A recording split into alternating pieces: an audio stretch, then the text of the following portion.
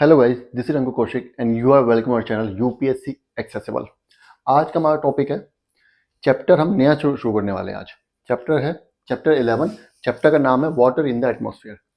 ये है इसका इंट्रोडक्शन पार्ट। ठीक है, आज हम थोड़ा सा इंट्रोडक्शन देने वाले हैं और ज़रा कुछ नहीं पढ़ने वाले इस वीडियो में। ठीक है, अब क्या कह रहा है कि हमने अभी तक क्या पढ़ा, लास्ट चैप्टर में पढ़ा था atmospheric circulation and weather systems. वो एटमॉस्फेरिक सर्कुलेशन और वेदर सिस्टम जो थे, हमने कहीं ना कहीं ये नोटिस किया कि उसमें वाटर वेपर का बहुत बड़ा योगदान था। वाटर वेपर का बहुत क्या बोलते हैं उसका उसका बहुत बड़ा योगदान था, कंट्रीब्यूशन था। आप ये सोचिए कि अगर वाटर वेपर ना हो तो बारिश ही ना हो। समझ रहे हैं, बारिश ही नहीं होगी। पानी, हवा गर्म हुई, गर्म होकर ऊपर चले गई, क्या हो जाए? कुछ भी नहीं। अगर उसमें मॉइस्चर नहीं होगा तो रेन नहीं होगी। अगर मॉइस्चर नहीं होगा तो ट्रॉपिकल साइक्लोन्स डेवलप नहीं होंगे। अगर मॉइस्चर नहीं होगा तो थंडरस्टॉर्म डेवलप नहीं होंगे, टोर्नेडो डेवलप नहीं होंगे। इतनी एनर्जी मिलती ही मॉइस्चर से है। पढ़ चुके हैं ये लास्ट क्लास में। तो इसका मतलब वाटर वेपर बहुत ज़्यादा इंपॉर्टेंट है एटमॉस्फेयर में। एटमॉस्फेरिक फिनोमेना रुक जाता, उतना ज़्यादा इंपैक्ट नहीं होता उसका अगर वाटर वेपर नहीं होता। अब ये कह रहा है कि air contains water vapour. Air में वाटर वेपर होता है, ये तो हमें पता है कि एयर में वाटर वेपर होता है। हमें ऐसे दिखता नहीं है, लेकिन इसका सबसे बड़ा प्रूफ है जब बारिश होती है, हेलिंग, ओले पड़ते हैं, बर्फ पड़ती है, तो वो कहाँ से आया? वो वाटर वेपर ही तो था जो कि कंडेंस होकर रेन बन गया या स्नो बन गया, स्नोफॉल बन गया या हेल बन गया। वो वाटर वेपर ही तो था ना। अगर वाटर वेपर हवा में नहीं होता तो बारिश ही नहीं हो पाती। ठीक है, दूसरी बात, अब चलो ठीक है, ये बात हमें पता चल गई वाटर वेपर है और बहुत इंपॉर्टेंट भी है एटमॉस्फेरिक सर्कुलेशन के लिए, वेदर सिस्टम्स के लिए बहुत ज़्यादा इंपॉर्टेंट है। लेकिन है कितना? इंपॉर्टेंस हमने पढ़ ली वाटर वेपर के बारे में कि इंपॉर्टेंस है वाटर वेपर की। अब कह रहा है कि कितना है वाटर वेपर एयर में। तो कह रहा है कि it varies from 0 to 4% by volume of atmosphere. 0 to 4%, atmosphere का जितना वॉल्यूम है उसका 0 to 4% जो है वो वाटर वेपर हो सकता है। कहीं पे 0% है वाटर वेपर, डेजर्ट एरियाज वगैरह जो होते हैं वहां पे 0% होता है, और जो बहुत ज्यादा मॉइस्ट एरियाज होते हैं वहां पे मैक्सिमम 4% तक चला जाता है। समझ गए? ये वेराई करते रहता है अलग अलग टाइम पे। अब चलो ठीक है, हमने वाटर वेपर का ये पढ़ लिया कितनी है। अगला क्वेश्चन आता है कि वाटर वेपर है एटमॉस्फेयर में, किस फॉर्म में है? सॉलिड फॉर्म में, लिक्विड फॉर्म में, गैसियस फॉर्म में? तीनों फॉर्म्स में है। Water is present in gaseous, liquid and solid form. अब आप कहोगे ऐसा कैसे हो सकता है? गैसियस में तो चलो ठीक है, पता है वाटर वेपर होता है, एवापोरेशन होता है, पानी भाप बनता है, ऊपर चली जाती है, वो हम मान सकते हैं कि होता है। ठीक है, वो हमने घर में पानी को उबलते हुए भी देखा है, भाप बनता है, देखा हमने। लेकिन लिक्विड और सॉलिड फॉर्म में कहाँ से आएगा? आता है। रेन जो होती है वो लिक्विड फॉर्म में ही तो होती है, एटमॉस्फेयर के अंदर ही तो होती है रेन भी, रेनफॉल। हेलिंग, जो ओले पड़ते हैं, वो भी तो सॉलिड फॉर्म में है, वो भी तो एटमॉस्फेयर में ही है कि नहीं है? तो वाटर जो है वो एटमॉस्फेयर में गैसियस, लिक्विड और सॉलिड तीनों फॉर्म्स में मिलता है। समझ आ गया यहां तक? आगे बढ़ते हैं। क्लियर हो गया, फॉर्म्स भी क्लियर हो गई। अब क्या कह रहा है, सब पढ़ लिया हमने। वाटर वेपर होता है ये पढ़ लिया, कहाँ कितना होता है ये पढ़ लिया, फॉर्म्स पढ़ लिया। अब बारी आती है कि आया कहां से वाटर वेपर, एटमॉस्फेयर में आया कहां से? तो क्या कह रहा है, moisture in the atmosphere is derived from bodies through evaporation. जो वाटर बॉडीज होती हैं, तालाब हो गए, नदियां हो गई, महासागर हो गए, है ना, इन सब से इवेपोरेशन होता है। वो जो इवेपोरेशन जो होता है वो भाप बनती है, वो वाटर वेपर एटमॉस्फेयर में जाता है। ये इसका सोर्स है वाटर वेपर का। दूसरा सोर्स क्या है? And from plants through transpiration. अब देखो यहां पे एक टर्म आई है, ट्रांसपिरेशन। प्लांट्स के थ्रू भी जो एटमॉस्फेयर में वाटर वेपर जाता है, और जो जिस प्रोसेस के थ्रू वो जाता है उसको हम ट्रांसपिरेशन कहते हैं। यहां पे टर्म आई है ट्रांसपिरेशन। क्या होती है ट्रांसपिरेशन? मैं आपको जो डिटेल में बता देता हूं। देखो, जो हमारा पानी, ट्रीज होते हैं, वो रूट से वाटर एब्जॉर्ब करते हैं, एब्जॉर्ब कर लिया, वो वाटर जो पूरे ट्री की बॉडी में फैलता है। लेकिन ट्री की बॉडी में फैलने के बाद जब वो लीव्स में जाता है, ये अगर एक लीव है तो लीव्स में छोटे मोटे पोर्स होते हैं जिनको हम स्टोमेटा बोलते हैं। उन स्टोमेटा से ट्रांसपिरेशन होता है, पानी जो है वो एनवायरमेंट में भाप बनता है और एनवायरमेंट में चला जाता है।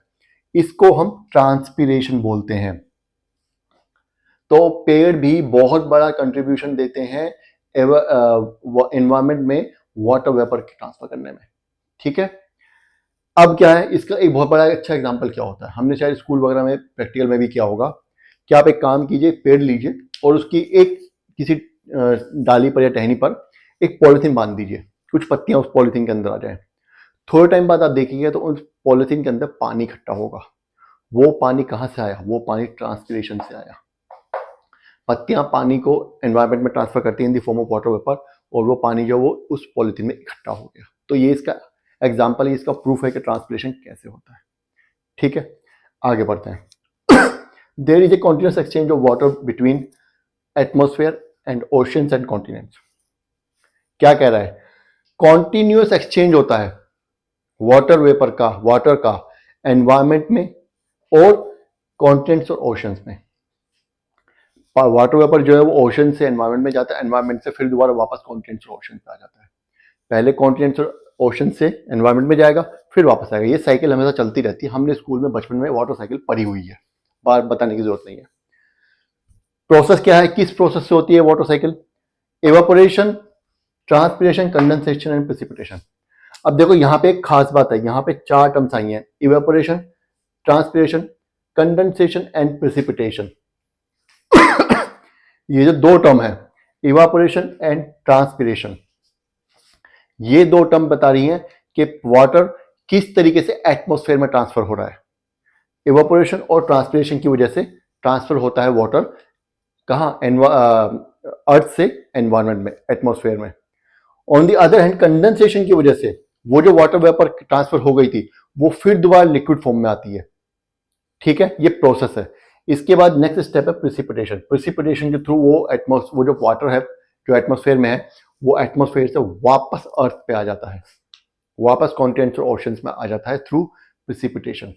Precipitation is the falling of water from the atmosphere in any form. वो लिक्विड में रेन की फॉर्म में भी हो सकता है, सॉलिड में स्नोफॉल या हेल की फॉर्म में भी हो सकता है।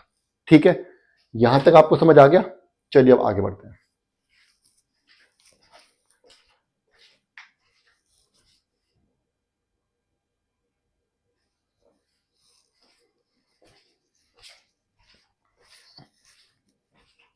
चलिए आगे बढ़ते हैं। अब वाटर इन द एटमॉस्फेयर हम पढ़ रहे हैं, ठीक है, तो ह्यूमिडिटी जिक्र तो होगा ही। तो ह्यूमिडिटी यहाँ पे एक टर्म आई है हमारे पास कि ह्यूमिडिटी क्या होती है। ह्यूमिडिटी का मतलब होता है water vapour present in the air.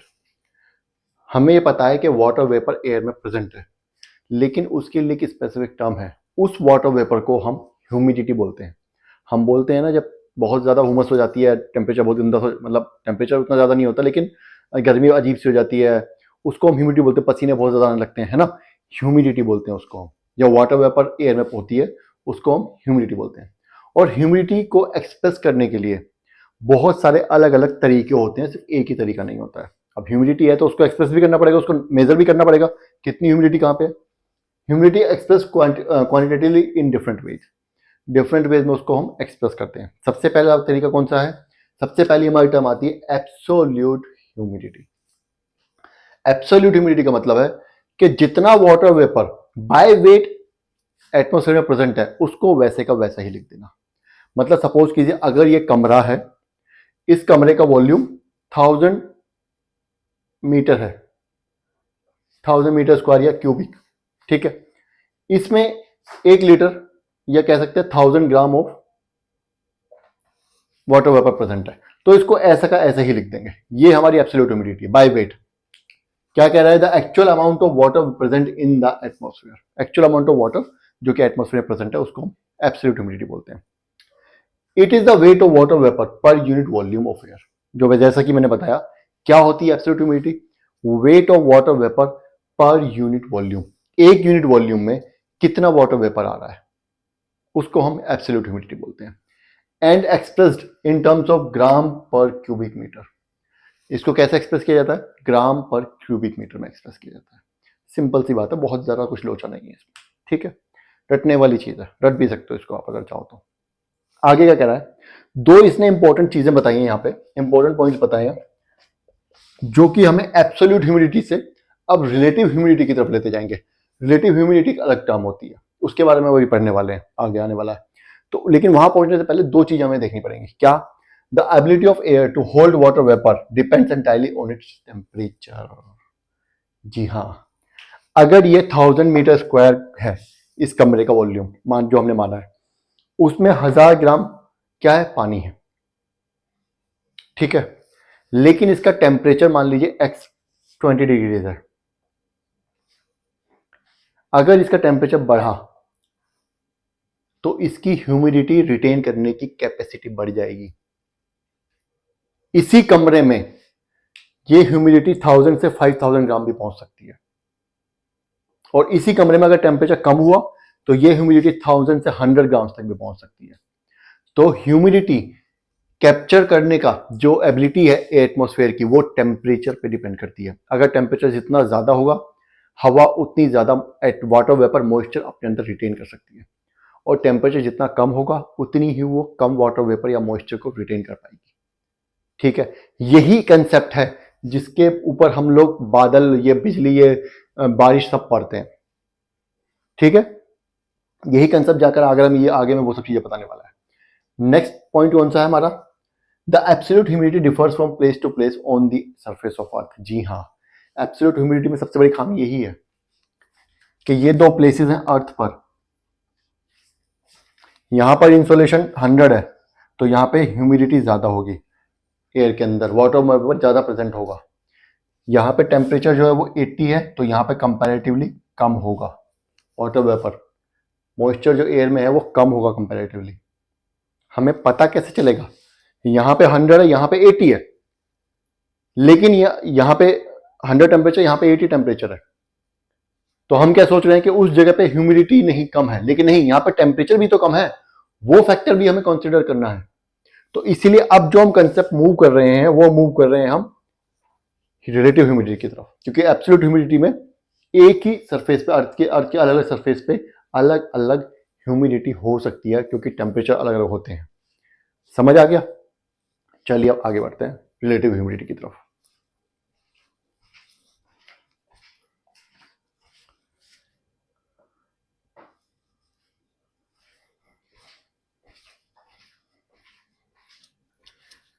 चलिए अब एक नई टाइम आ गई हमारे पास, रिलेटिव ह्यूमिडिटी। रिलेटिव ह्यूमिडिटी क्या होती है? क्या कह रहा है? The percentage of moisture present in the atmosphere as compare to its full capacity at a given temperature.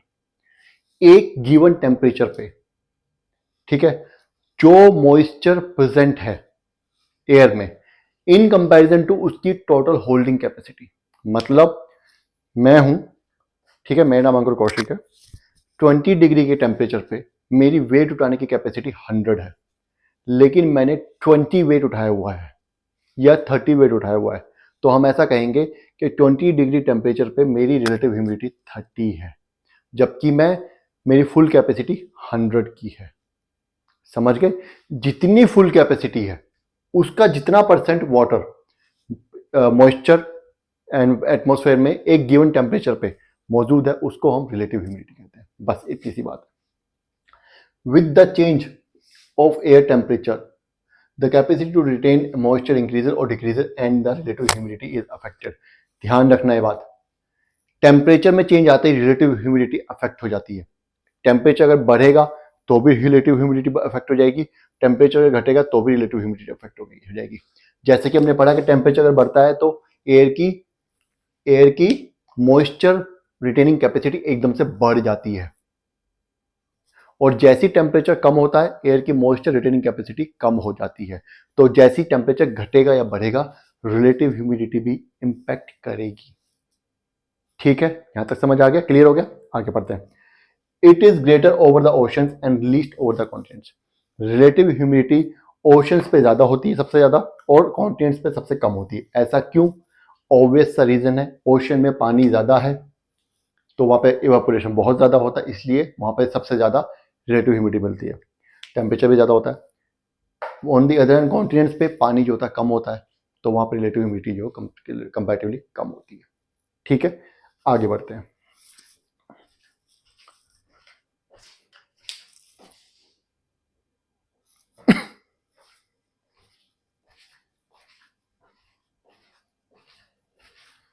अब यहाँ पे एक और टर्म आई है, क्या आई है? Saturated air. सैचुरेटेड एयर क्या होती है? देखिए हमें ये पता है कि एयर जो है मॉइस्चर रिटेन करती है, जो एवापोरेशन होता है तो जो एयर वाटर वेपर एटमॉस्फेयर में जाती है, जो वो एटमॉस्फेयर में जाती है तो वो उसको हम क्या बोलते हैं? ह्यूमिडिटी बोलते हैं, ठीक है। लेकिन ह्यूमिडिटी रिटेन करने की भी एक कैपेसिटी होती है। एक पॉइंट के बाद एयर जो है किसी भी पर्टिकुलर टेम्परेचर पे, ठीक है, और ज्यादा वाटर वेपर या ह्यूमिडिटी रिटेन नहीं कर सकती। जैसे कि मैं मैक्सिमम 100 किलो वेट उठा सकता हूँ, उससे ज़्यादा वेट नहीं उठा पाऊंगा, तो वो मेरा सैचुरेशन पॉइंट है। ऐसे ही एयर का भी सैचुरेशन पॉइंट होता है ह्यूमिडिटी रिटेन करने के लिए, और वो हर टेम्परेचर पे अलग अलग होता है, ठीक है। क्या कह रहा है? The air containing moisture to its full capacity at a given temperature is said to be saturated. जब एयर जो होती है मॉइस्चर उसकी कैपेसिटी जो होती है रिटेन करने की वो फुल हो जाती है और एट ए गिवन टेम्परेचर, तो उसको हम सैचुरेटेड एयर बोलते हैं, ठीक है। It means that air at a given temperature is incapable of holding any additional amount of moisture at that stage. उस स्टेज पे किसी गिवन टेम्परेचर पे एयर और ज्यादा मॉइस्चर रिटेन नहीं कर सकती, उसकी कैपेसिटी खत्म हो जाती है, तब उसको सैचुरेटेड एयर बोलते हैं, ठीक है। एक और टर्म आ गई हमारे पास, ड्यू पॉइंट क्या होता है? देखो बता दिया अभी मैंने कि एयर की एक कैपेसिटी होती है मॉइस्चर रिटेन करने की, जब वो कैपेसिटी उसकी खत्म हो जाती है तो एयर सैचुरेटेड हो जाती है, ठीक है, मैंने बता दिया। वो सैचुरेशन जिस टेम्परेचर पे होता है उसको हम ड्यू पॉइंट कहते हैं।